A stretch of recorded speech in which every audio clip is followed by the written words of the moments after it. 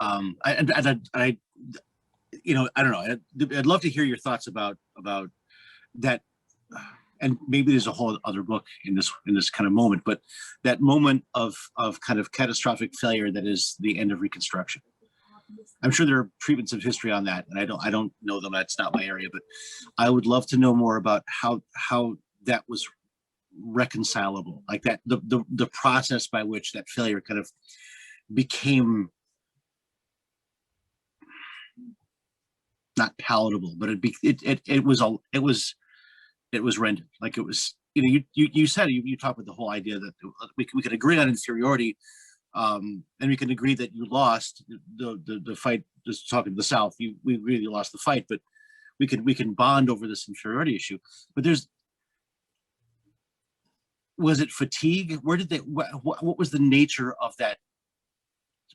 A more complete treatment of the failure, I think, is necessary, because I think in the North there's a kind of a sense that, well, we never were the bad guys. We were always ones fighting for the right, and which is nuts. That's nuts. But I think there's that kind of dynamic, and we should spend as much time talking about the anatomy of that catastrophe as we do other things.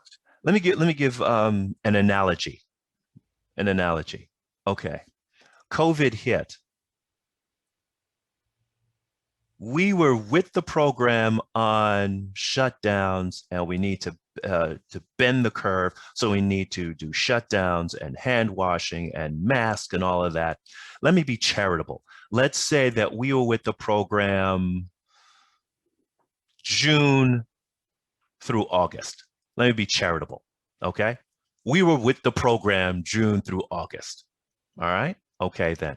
September, we were getting a little tired of it, but okay, it had a purpose. All right. By November, half the country was done. And that's partly what November election was about, but that's a different comment, right? Today, everybody's done. The human nature, I think, is this. It takes a lot of energy to solve an injustice intensely and significantly. It requires sacrifice. You can only do that so long. And in America, the rage that the North had against the South for all of their sins, remember, right? Because the North, remember, the reason that Jefferson's slave clause was not in the Declaration of Independence is because the South said, if you put that in there, we won't sign it. We'll sooner be under the Brits than have a country that says that slavery was wrong in a Declaration of Independence. So that's why it's out. Okay, then they write the Constitution, and 3/5 compromise and all the other compromise don't have time to get into is between the South and the North, right? The South is forcing the North to grab free slaves and drag them back under the fugitive slave laws. Okay, by the time, and then the 4 years of the Civil War was a bloody mess. And the first 2 years, the North is dropping people like flies. Okay, then. So and then a year after the war is over, the South comes out with the black codes that practically re-enslaves people. The North has had it. And then radical Republicans come in and they want blood and they want punishment. Okay. That emotional, political narrative energy of you want justice and revenge, okay, can only last so long.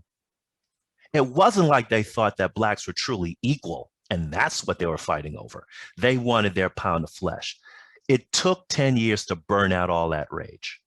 If you really talk about it, maybe 6 years and then 4 years were floating around. But the bottom line is, by the election of 1887, the North was done with controlling the South.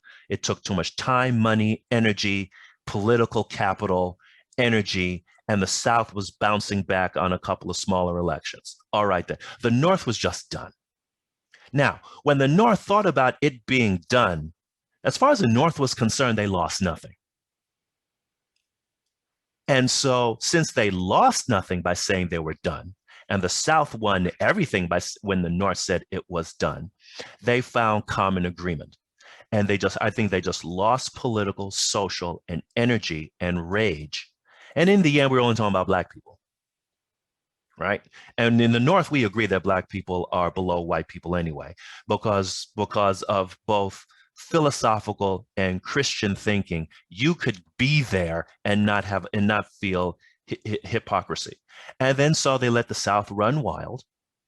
And that's why the Democrats owned the South from 77 until 68, 72.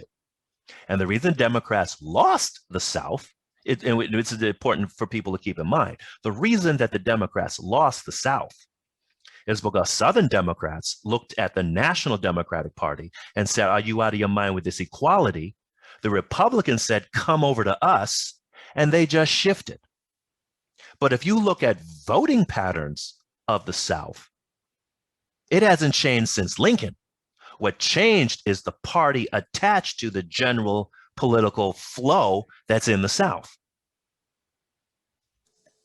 Which raises an interesting dynamic, of course, in the era of very recent voting limitations, right? The stuff in Georgia and other states, because I wonder if part of the rationalization too of white Northerners was that, well, look, there are a bunch of African Americans in office now. They're the first, representatives in Congress elected out of Southern states that were non-white arose during Reconstruction.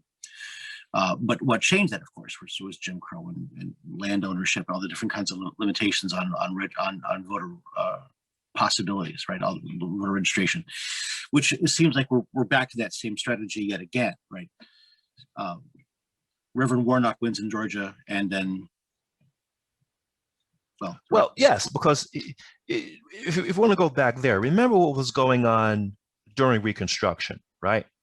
The North went down there with the army. Now, that's a lesson all by itself that nobody wants to talk about, okay? Because now, translate army into federal government law enforcement and translate army into enforcement of constitutional rights.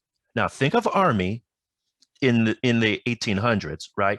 But think of army as far as that when we get 100 years later and you get to the same issue, right? Okay, so under the protection of the federal government and the army, and the white former slave owners could not rob, kill, rape, and burn every Black establishment that exists, that 10-year period, right?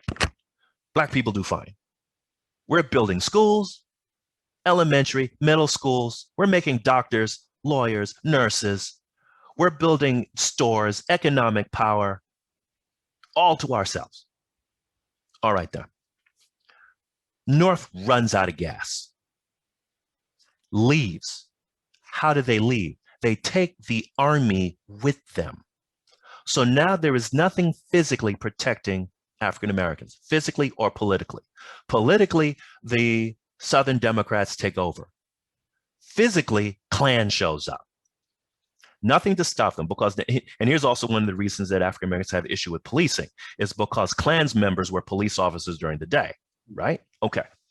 So now they converge and burn Black businesses to the ground. And that's what I tell my students, is realize that Black starting race riots is new in American history. That only shows up in 64. Okay. Race riots from the late 1870s through the 1950s was white people. And when white people rioted, they were burning Blacks' places to the ground, right? They were attacking Blacks physically, right? Blacks rioting is just burning down businesses. All right, there is a difference. All right, now coming back around.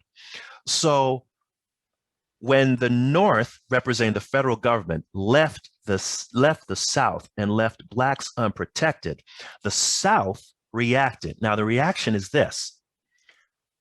As King talks about in Selma, right? The reason that poor whites buy into slavery and buy into racism is because they're told, no matter how low you are on the totem pole, you still higher than Blacks. And that means something in the psyche. And that has not been sucked out of the psyche to this day. So now, Black economic and social advancement poor whites are told is at your expense. That's what they were told after Reconstruction. And that's what held Jim Crow together for 100 years, right? Okay, then. Look at today. The reason Trump lost is because blacks came out in numbers that has not been seen yet. Now, it's true, whites came out in numbers that hadn't been seen. That's why I think November was a fluke. We'll get to that later. But the point is that you look at what the Georgias and the Texases are doing now. And, you look on Fox News and you look at oh, good grief, his name just jumped out of my head. It'll come back to me. The guy that's on Fox News at 8 o'clock, he actually was bold-faced honest about this in one of his monologues. He says, if you keep bringing in, and he was trying to make the analogy of bringing in people from Latin America, and they're trying to bring them in so they could vote. He says, if these people keep coming in, my vote will be diluted. Right? Tucker Carlson, right? Mm-hmm. Now, one thing about Tucker, right? I tell my students, you have to watch Fox, because if you don't watch Fox, you get blindsided when Hillary lost. Because when Hillary lost, people freaked. Anybody that watched Fox or listened to conservative talk radio was not surprised, right? You only freaked if you didn't know that other narrative existed. All right, but we'll come back around to that. Okay, so Tucker Carlson, with a straight face, says that what happened in November is about diluting the American vote. Now, when he talks about that, he means white male votes. That's what he means. Now, you have to watch him a little to catch it, but that is what he means when he talks about that the national government is coming against you. Now, that's also a throwback to Southern ideology, going back to day one of the debates between North and South, right? Is that they're coming to take your rights. At one time, your rights was your right to have slavery. Your rights was your right to take a slave into the Midwest. Your rights were the ability to keep blacks as second-class citizens. And every time America came to deciding that, no, you can't do that, it was the federal government with the power of the courts and the National Guard and the FBI to enforce it. That's where that states' rights thing comes from when you talk to a white social conservative worldview. That's where that comes from, right? They resent the federal government coming down telling them what to do. But that debate always shows up, and only shows up when you're talking about protecting black rights as a historical matter.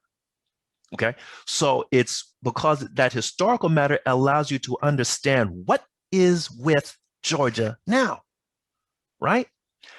Georgia got turned blue. Okay, the only thing that'd be more earth-shattering than Georgia turning blue is Texas turning blue. And Texas is worried about it, because with the last election, we found out Texas is only about 4% away from turning blue, right? And so, right, but that 4% drives the train, so Texas is not freaking out yet. But Georgia is freaking out. And Georgia realizes that Virginia at one time was always red. Now it's blue, right?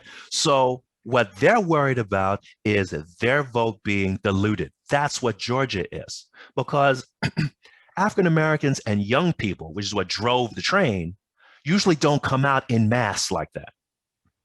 Now, white social conservatives and white evangelicals do, but blacks and young people and women don't come out in mass enough to outvote white social conservatives.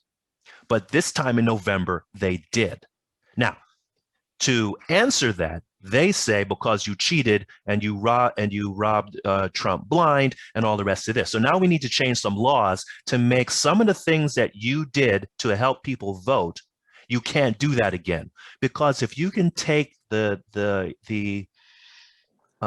edge off of Black, Hispanic, older women, that whole group, and young people, if you can take the edge off, they can take the Senate back and the House back in 2020. Because if this vote is not somehow brought down and they stay where they are, white votes will be diluted.